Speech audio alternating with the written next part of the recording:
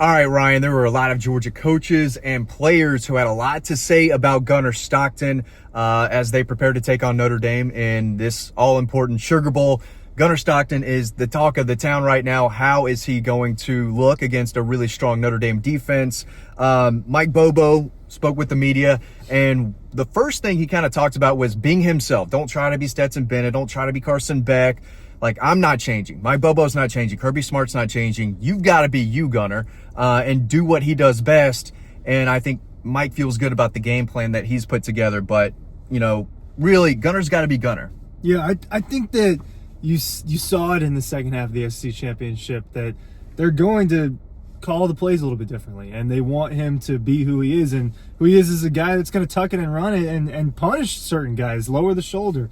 He is that dual threat, but he can't try to be Carson Beck. He can't try to be Stetson or whoever it is. He's got to just do his thing. I was watching back an old broadcast from last year when Gunnar went out there in garbage time. I can't remember which game it was, but Aaron Murray was on the call, and he was talking about how Kirby said he had the biggest arm on the team, which I don't know if I mean, I think we've all seen him throw. I don't know if that one's true or not, but that, you know, that's a lot of people's concern. Are they going to be able to throw the ball vertically? Are they going to throw the ball in the intermediate zones? And the answer is we haven't seen him do that on the collegiate level. Yeah, we've seen him a little bit. That ball that he put on Arian Smith early, I think it was that first drive. He couldn't drop that ball.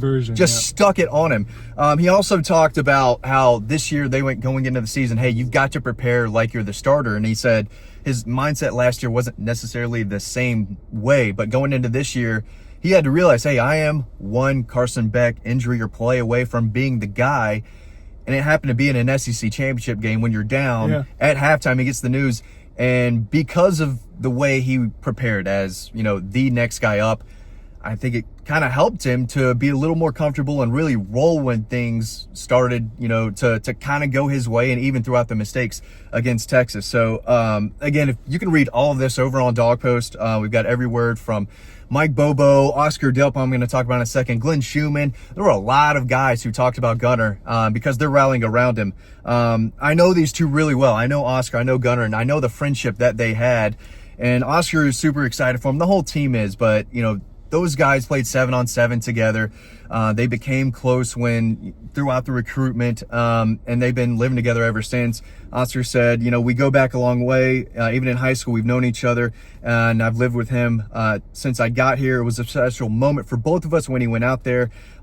Getting to have him come in there and play alongside each other was really cool. So you're seeing it from a lot of guys, but I know Oscar, it definitely meant something to him. And as we saw, you know, when they needed him the most, Gunnar went his way twice in overtime, kind of back-to-back plays. But you can tell, Ryan, that the team they're rallying around him in a big way. And they have to.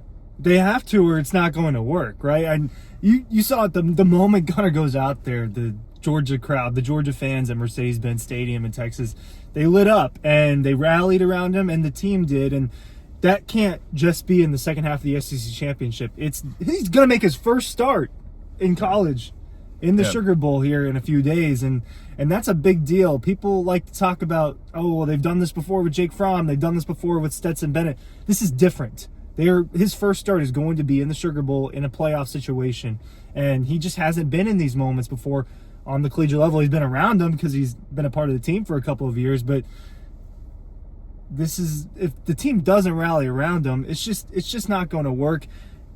I don't know if I'm surprised or not at how much they actually did. I think I was a little surprised just because it was like, wow, they really, they stepped up. Aaron Smith's not dropping balls in the second half, and everyone kind of stepped to the moment. They started moving, the offensive line started moving Texas's defensive line a little bit better. They ran the ball better. Part of that is the scheme. But that chemistry and being from Georgia does matter a little bit. It's not nothing that he's a Georgia kid, and a lot of these guys know each other. Malachi Starks talked about it a lot in his interview as well. Yeah. They played each other a ton. I went and saw them play each other one time. I think that would have been, I guess that would have been both of their senior year, right? They're in the same class, that 22 class. And Malachi talked about how there was no one more, outside of Gunnar's family, there's probably no one more excited for Gunnar than him. So this is a guy that they care about. He is a quieter person, and I think that was kind of the same case with Carson. Kind of a quiet quarterback room Georgia's got going on right now. But they care about each other. And this is not something that's only happens at Georgia, happens at other places, but they believe in him. Mike Bobo's believed in him for a long time. I'm sure you covered that recruitment, but they've been, they've known each other for a long time. He was originally committed to South Carolina. If this is going to work and they need this quarterback to not save them, but like, hey, look, we need to win these 3 games. This situation seems like, in an unfavorable situation, I think it's as favorable as it can be. Yeah, and I don't want it to come off as a slight to Carson, because I think in general this team knows how to rally behind whoever. I mean, they were down 28-0 in Tuscaloosa. I'm not sure there's any other quarterback in the country who could have led Georgia back. They didn't win, but they took the lead, which is unbelievable when you think about it. And Carson Beck did that. They've rallied around him in the past. And again, how many times do I joke with you? They get down early. They have like 10 comfort behind victories. Going down 7-0 early in the first, that's still a comfort behind victory. And a lot of that is because Carson is that guy. They've rallied around him, and they rallied around Gunnar too. We don't know if Gunnar can put the offense on his arm and sling them into the games. I think he's capable of it, and I wouldn't doubt him, but it's something we haven't seen yet. And if they get down early in this game, which, again, kind of a theme with this team, there's not going to be quit in this team. There's not going to be any doubt, and that's one of the things I've learned the most from this team. I mean, they are never really out of it. They got punched in the mouth and just completely lost to Ole Miss, right? They didn't give up. They tried to fight back. They just clearly weren't the better team, and we saw them fight back against Alabama. And I think it's the team mentality that goes into it as well. And again, one of the themes that Kirby's built in this program. I want to continue with this. Tate Radledge, obviously, he's been around for a long time himself. Yeah, he was in that 2020 class with Carson, with Arian, on Gunnar Stockton. He said, I'd say the way he takes control of the huddle is a lot of his growth. That's what they asked him. Now, I can tell he's got full control of the huddle, and the way he steps in, calls the plays, and just goes about his business. And then, I walked in here the other night at 10 o'clock because I forgot something. Gunner's sitting in there watching film, Ryan. So just his buy-in right now is what's huge, and just the respect he has for everyone. And again, this is not a kid who just got to Georgia. No. Right? So he's been there for a while. Everyone knows him. And he's an easy, happy, kind of go-lucky. He is quiet, and he is reserved, but the kid loves football. He loves his inner circle, and that inner circle is basically this entire team. Yeah, and part of why, especially the fan base, can rally around him so easy. This guy's a high school football legend in Georgia. Right? He's someone that people knew about. He's someone that people SEC knew. Shorts had him on one of their things, the big YouTube channel. So everyone's known about it for a while. He's got a ton of the records. He doesn't have all of them, but he's got a handful of the records. I think he has the total touchdown record and the passing touchdown record, if I'm not mistaken. He doesn't have the yards, but he is a guy that people have known about for a long time, and especially up in North Georgia. And look, I'm only a couple years older than Gunnar and grew up like 45 minutes away from him. He was always talked about. He was talked about with Trevor Lawrence and Justin Fields and all of those guys. He is one of those people in the state of Georgia, and that makes it easier for people to rally around him because he's one of us, right? Yeah. That's how it feels, and now he gets to do it in the red and black. But I think that they just have to. He's got to figure. I don't know if he has an issue with this. We're gonna find out. But what happens when they're down? Right? They were down to start the second half against Texas, but what happens if they're down by 2 touchdowns against Notre Dame? And Notre Dame wants to keep chewing the clock with their run game. That's a situation that they can get in. Is those are the questions on Gunnar.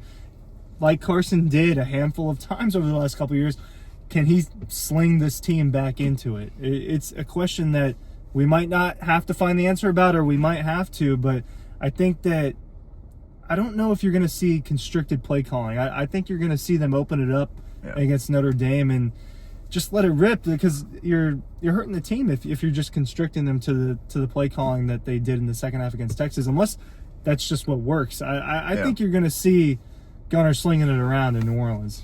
Yeah, and if I'm Notre Dame, I'm saying make this kid beat us with his arm. We got to go all out, stop the run, stop him running the football, trying to corral him when he does drop back. So if you're them, you've got to stop Georgia's rushing attack, which is something that they know how to do. Riley Mills, their defensive tackle, being out, I think is huge, because that's a space-eating double team monster in the middle that they have, who does make a lot of plays. him being out is huge. But I'll say this quickly as we wrap it up. Gunner brings that North Georgia swag too. They had Stetson from South Georgia. Middle Georgia's different, but a lot of these guys are from different areas. And we saw a South Georgia kid and Stetson Bennett went 2 national titles. And Gunner Stockton from way up there in the North Georgia mountains, man. This is the corner. Yeah. This is the top right corner. Yeah. He has a chance to do the same. And I know everyone up there and across the state is rooting for him. It's easy to see why. And this team is absolutely rallying Ryan behind him as well. So you can read all this over on Dawg Post. We're pumping out content left and right. The big game is just a few days away, so make sure you are stayed tuned to this channel and everyone over on Dawg Post. Thanks for watching, and we'll see you on the website.